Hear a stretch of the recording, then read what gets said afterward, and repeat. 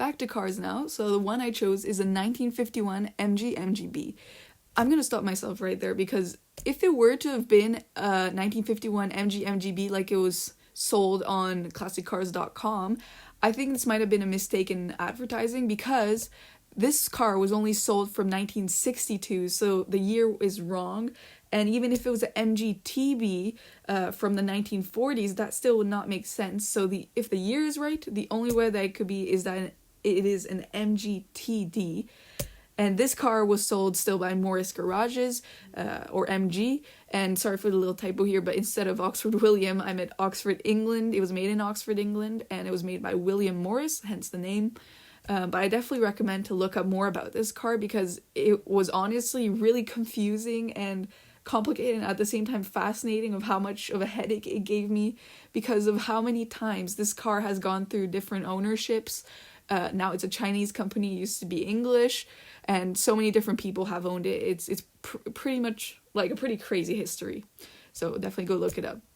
But for the technical specs, its technical specs are not what you look at in this car because it might be one of the worst cars yet with very low horsepower in engine and its top speed too. And its speed of 18.2 seconds is also quite slow. But only 7,541 of them were sold in 1951, which is not bad, but still little. But most of them were sold actually worldwide, exported worldwide. But it was stopped so early in its production, only 3-year time, because it said it was an outdated car.